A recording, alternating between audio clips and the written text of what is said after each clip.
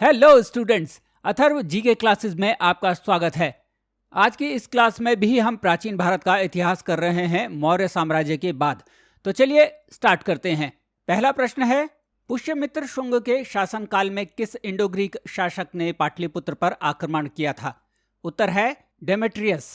अब पहला प्रश्न ये उठता है कि पुष्यमित्र शुंग कौन था और दूसरा कि ये इंडो ग्रीक कौन थे। तो पुष्यमित्र शुंग, जैसे मैंने पिछली क्लास में आपको पढ़ाया था कि वो शुंग वंश के संस्थापक थे। उन्होंने मौर्य वंश के लास्ट रूलर बृहद्रथ को मार के अपने वंश की शुरुआत की थी।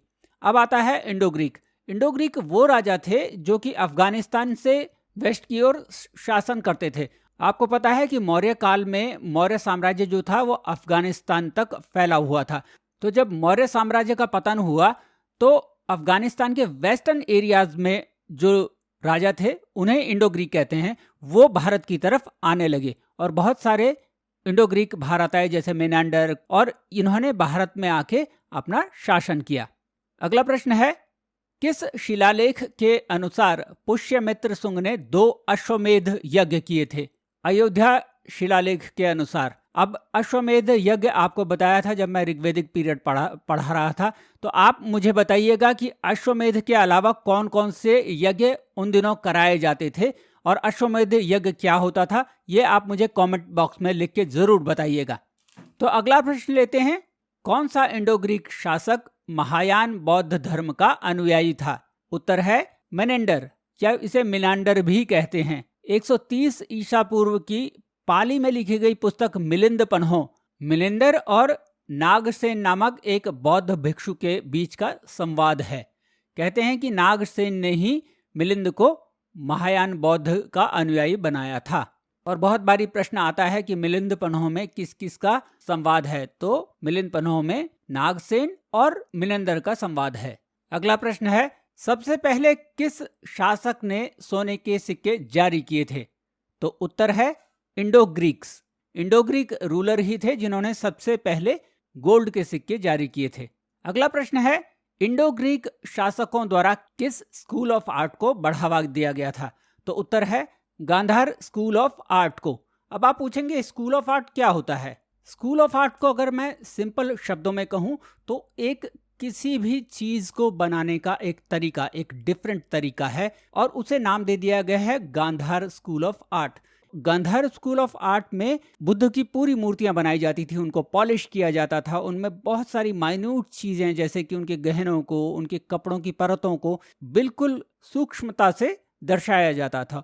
अगला प्रश्न है, कौन सा शक शासक संस्कृत का एक महान विद्वान था और उसने शुद्ध संस्कृत में पहला लंबा शिलालेख जारी किया था जो कि जूनागढ़ रॉक इंस्क्रिप्शन के नाम से जाना जाता है? तो उत्तर है रुद्रदमन I। रुद्रदमन संस्कृत का महान विद्वान था और रुद्रदमन ने ही विशुद्ध संस्कृत में ये शिलालेख लिखवाया था। तो ये प्रश्न भी बहुत इंपॉर्टेंट है और बहुत बारी एग्जाम्स में पूछा जाता है। अगला प्रश्न है, पहले शासक कौन थे जिन्होंने सिक्के जारी करने वाले शासक के नाम, उपाधि और चित्र वाले सिक्के जारी किए? तो ये भी इंडो ग्रीक थे। इंडो ग्रीक के बारे में अभी मैंने आपको बताया कि कौन थे इंडो ग्रीक। अगला प्रश्न है, विदिशा में भगवान वासुदेव यानी कि कृष्ण, जो कि विष्णु के पर्यायवाची हैं, के सम्मान में स्तंभ का निर्माण किसने कराया था? इस स्तंभ को हेलियोडोरस स्तंभ या गरुड़ स्तंभ भी कहते हैं और जैसे कि नाम से परिचित है कि ये हेलियोडोरस ने बनवाया था। हेलियोडोरस इंडो ग्रीक शासक एंटिसिडास का भागभद्र नामक राजा के यहाँ दूत था। इस पिलर की खोज 1877 यानी 1877 में अलेक्जेंडर कनिंघम ने की थी। अगला प्रश्न है, सेंट थॉमस किस इंडो पार्थियन राजा के शासनकाल में भारत आया था?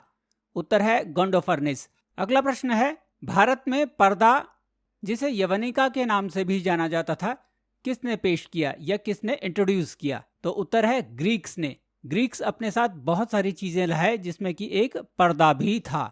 अगला प्रश्न है, भारत में कुषाण साम्राज्य के संस्थापक कौन थे? उत्तर है कुजुला कड़फिसिस।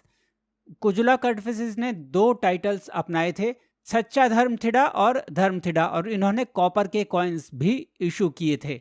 टाइटल से कहने का मतलब है जैसे कोई भी राजा महाराजा धीराज लगा देता था अपने नाम के आगे, विक्रमादित्य भी एक टाइटल है, तो ऐसे ही उन्होंने भी सच्चा धर्मथिडा और धर्मथिडा नाम के टाइटल लगाए थे। अगला प्रश्न है, कुषाणों को किस और नाम से भी जाना जाता है? तो उत्तर है यूचीज और तोचैरियंस, इन नामों से भी कुषाणों को जाना जाता है। अगला प्रश्न है, कनिष्क के दरबारी चिकित्सक कौन थे? उत्तर है चरक। उन्होंने चरक संहिता नाम की एक पुस्तक भी लिखी थी और वो आयुर्वेद के बहुत बड़े ज्ञाता थे।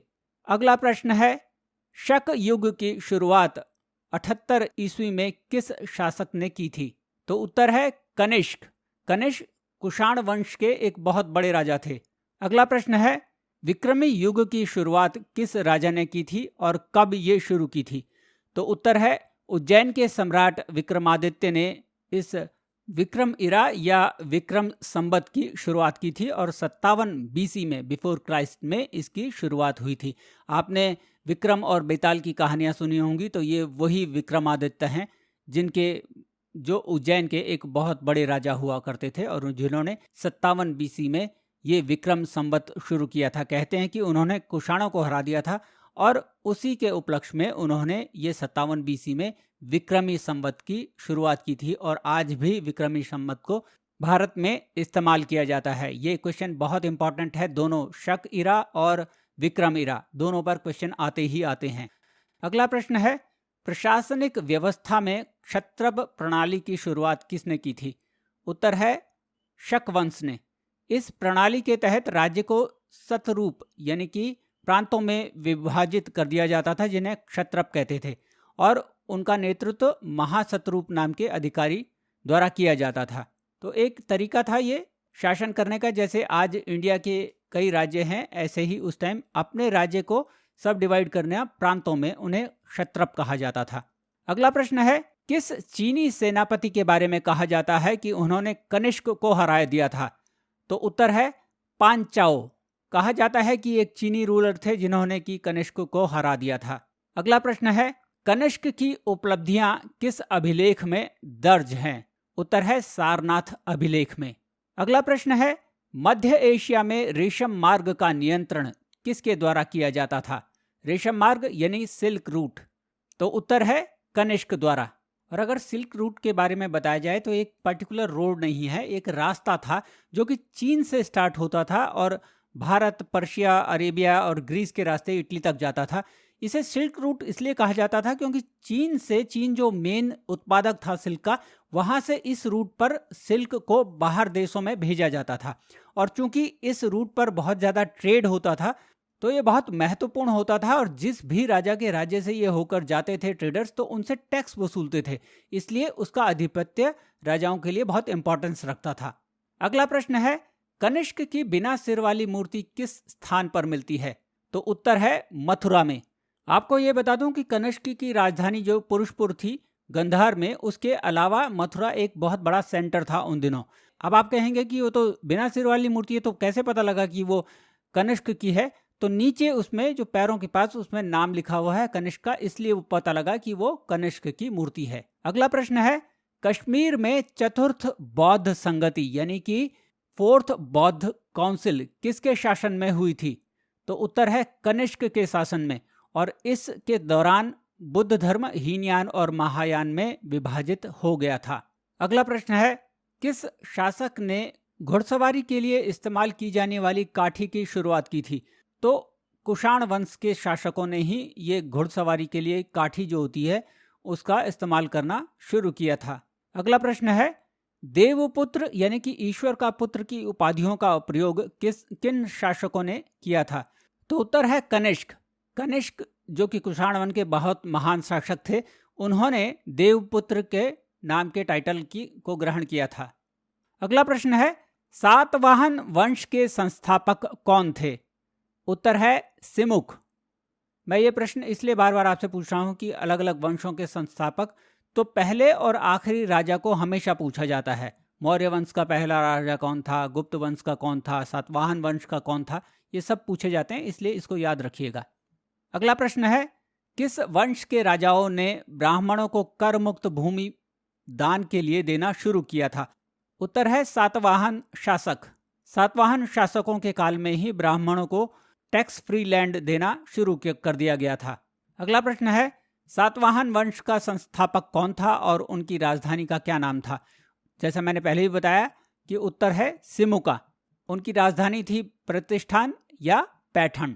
अगला प्रश्न है, पेरिप्लस ऑफ इरेथ्रियन सी पुस्तक में किन दो सातवाहन व्यापार केंद्रों का उल्लेख है?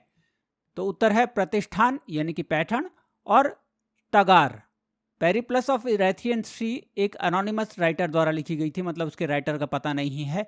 भारतीय इतिहास के बारे में बहुत सारी जानकारी देती है। अगला प्रश्न है, सातवाहन के किस राजा ने दक्षिणापथपति की उपाधि धारण की और अश्वमेध और राजसूय यज्ञ किए? तो उत्तर है सतकर्णी एक ने। दक्षिणापथपति मतलब दक्षिण को जो पथ जाता है, दक्षिणापथ, उसका अधिपति।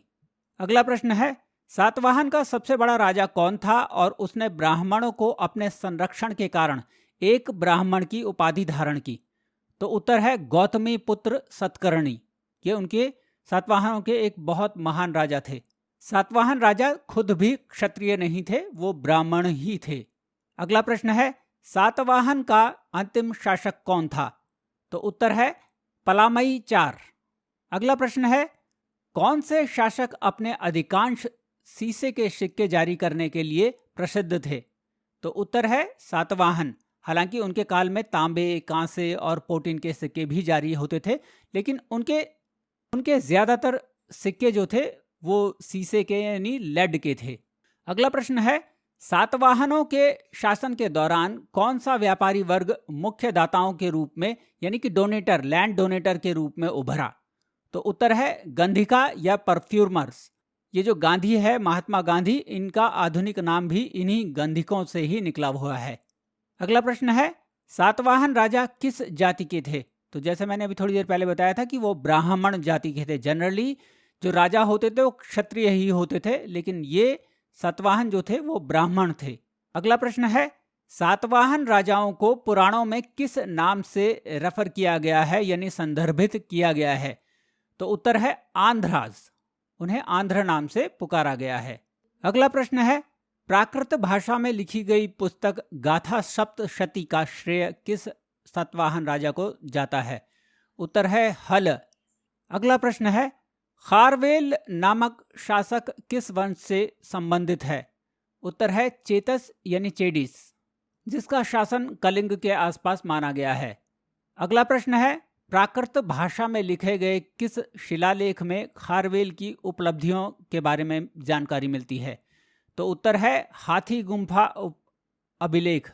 ये उदयगिरी पहाड़ियों जो कि भुवनेश्वर के पास हैं वहां स्थित है। अगला प्रश्न है, संगम काल के 3 प्रमुख साम्राज्यों के नाम बताइए। तो उत्तर है चोल, चेर और पांड्य। ये 3 प्रमुख राज्य थे संगम काल के दौरान। अगला प्रश्न है, कौन सा संगम वंश मोतियों के लिए प्रसिद्ध था? उत्तर है पांड्य। पांड्य वो रूलर थे जिनके यहाँ मोतियों का जो एक्सपोर्ट किया करते थे और फेमस थे वो मोतियों के लिए। अगला प्रश्न है, मेगास्थनीज ने किस संगम साम्राज्य का उल्लेख किया है? तो उत्तर है पांड्या। और मेगास्थनीज के बारे में तो आपको पता ही होगा, मैंने लास्ट क्लास में ही पढ़ाया था और अब मैं उसका जवाब नहीं दूंगा। आप मुझे जवाब देकर बताइए, आप मुझे कमेंट बॉक्स में जवाब देकर बताइए कि मेगास्थनीज कौन थे और उन्होंने किस पुस्तक को लिखा था। बहुत इंपॉर्टेंट पुस्तक है।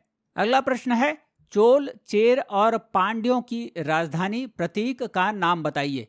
तो चोलों की राजधानी थी उरयूर, जो बाद में पुहार बन गई, और उनका प्रतीक था बाघ। चेरों की राजधानी थी वंशी या करूर वंशी और उनका प्रतीक था धनुष। और पांड्यों की राजधानी थी मदुरई, जो वैगई नदी के तट पर थी, और उनका प्रतीक था कार्प यानी कि मछली। अगला प्रश्न है, उस चेर राजा का नाम बताइए जिसे रेड चेरा के नाम से भी जाना जाता था और जिन्होंने कन्नगी का मंदिर बनवाया था। उत्तर है सेन गुप्तावन 1। अगला प्रश्न बहुत इंपॉर्टेंट प्रश्न है, संगम साहित्य की रचना किस वंश के संरक्षण में हुई थी और किस लिपि का इनको लिखने के लिए प्रयोग किया गया था? तो उत्तर है पांड्य वंश के संरक्षण में ये संगम साहित्य लिखा गया था और उसमें लिपि जो यूज की गई थी वो ब्राह्मी लिपि थी। अगला प्रश्न है, कुल कितने संगम हुए थे और वो किस स्थान पर हुए थे? तो उत्तर है 3 संगम हुए थे। पहला 3 मदुरई, दूसरा कपटपुरम और तीसरा मदुरई में। और ये संगम होते क्या हैं? संगम कुछ नहीं था, ये बड़े बड़े विद्वानों का सम्मेलन था और इसके बाद तमिल साहित्य की बहुत सारी पुस्तकें लिखी गई। अगला प्रश्न है, किस चोल राजा ने श्रीलंका पर विजय प्राप्त की और 50 वर्षों तक उस पर शासन किया? तो उत्तर है इलारा। आप मैप में देख सकते हैं कि सदर्न पोर्शन जो था वो रेड कलर का जो पोर्शन है, पिंक कलर का पोर्शन, वो चोलों का राज्य है। अगला प्रश्न है, चोल साम्राज्य के संस्थापक कौन थे? उत्तर है विजयालय। अगला प्रश्न है, चोल साम्राज्य का कौन सा केंद्र कपास के व्यापार के लिए प्रसिद्ध था? उत्तर है उरयूर। ये चोल राजाओं की राजधानी भी थी। अगला प्रश्न है, अशोक के अभिलेखों रामायण और महाभारत में किस दक्षिण भारतीय शासक का उल्लेख है? तो उत्तर है पांड्या राजाओं का उल्लेख हमें मिलता है। अगला प्रश्न है, किस दक्षिण भारतीय साम्राज्य के पास शक्तिशाली नौसेना थी? तो उत्तर है चोल साम्राज्य को तोंडई मंडलम और चोल मंडलम के नाम से भी जाना जाता था। अगला प्रश्न है, चोलों के शासनकाल में प्रसिद्ध बंदरगाह कौन सा था? उत्तर है पुहार या कावेरी पट्टनम। अगला प्रश्न है, तंजावुर का बृहदेश्वर मंदिर किस शासनकाल में बनाया गया था? उत्तर है राजराजा वन। बृहदेश्वर मंदिर भारतीय राज्य तमिलनाडु में तंजावुर में स्थित शिव को समर्पित एक हिंदू मंदिर है। अगला प्रश्न है, चोल प्रशासन की क्या विशेषता थी और कौन सा शिलालेख हमें गांव के बारे में जानकारी देता है? उत्तर है, उनकी विशेषता थी ग्राम प्रशासन की स्वायत्तता, यानी कि autonomy of the village administration. और उत्तरामेरूर का जो प्रांत का जो एक इंस्क्रिप्शन है वो हमें विलेज एडमिनिस्ट्रेशन के बारे में जानकारी देता है। अगला प्रश्न है, नटराज की प्रसिद्ध कांस्य प्रतिमा किस राज्य से थी? उत्तर है चोल। ये नटराज की प्रतिमा हमने कई जगह देखी है, लेकिन हमें ये नहीं पता होता ये किस राज्य की देन है, तो ये चोल शासकों की देन है। अगला प्रश्न है, संगम साहित्य तोलकापियम का विषय क्या है? उत्तर है, ये तमिल ग्रामर की एक किताब है। तोलकापियम एक तमिल ग्रामर की किताब है। अगला प्रश्न है, प्राचीन संस्कृत ग्रंथों में वर्णित यवनप्रिय शब्द का क्या मतलब है? उत्तर है काली मिर्च। अब यहाँ एक और प्रश्न उठता है कि यवनप्रिय शब्द का क्या मतलब है? यवन का मतलब ग्रीक और प्रिय मतलब पसंद करने वाला। ग्रीक यानी कि यवनों को हमारी काली मिर्च बहुत पसंद थी और उस समय ग्रीक में काली मिर्चों का निर्यात भी किया जाता था। आज भी हमारे देश का सदर्न पार्ट जो है वो मसालों के लिए फेमस है। अगला प्रश्न है, तमिल साहित्य के महानतम महाकाव्य शिल्पादिकरम के लेखक कौन हैं? उत्तर है इलांगो। और शिल्पादिकरम तीनों तमिल राज्यों की घटनाओं का वर्णन करता है। चोलों का, चेरों का और पांड्यों का की घटनाओं का वर्णन करता है। अगला प्रश्न है, कुरान नामक पुस्तक जिसे तमिल भूमि के बाइबल के रूप में जाना जाता है उसके लेखक कौन थे? तो उत्तर है थिरुवल्लुवर। अगला प्रश्न है, तमिल रामायणम या रामावतरण के लेखक कौन थे? उत्तर है कंबन। रामावतरण या तमिल रामायण कंबन द्वारा लिखित एक बहुत बड़ा तमिल महाकाव्य है। ये वाल्मीकि की रामायण पर आधारित है और अयोध्या में राम के जीवन की कहानी का वर्णन करता है। अगला प्रश्न है, किस वैदिक देवता के सम्मान में पुहार में उत्सव का आयोजन किया जाता था? तो उत्तर है इंद्र के सम्मान में यहाँ एक उत्सव किया जाता था। अगला प्रश्न है, किस चोल राजा ने कावेरी नदी पर बांध का निर्माण करवाया था? तो उत्तर है करिकाला ने। तो स्टूडेंट्स, ये था पोस्ट मॉडर्न पीरियड पर आधारित क्वेश्चंस जो कि आपके हर एग्जाम्स में आते हैं। तो अगर आपको ये वीडियो पसंद आया हो तो इसे लाइक करें, शेयर करें, इस चैनल को सब्सक्राइब करें और बेल बटन को हिट करें ताकि आपको आने वाले वीडियोज़ के नोटिफिकेशन टाइमली मिलते रहें। Thank you very much for watching this video.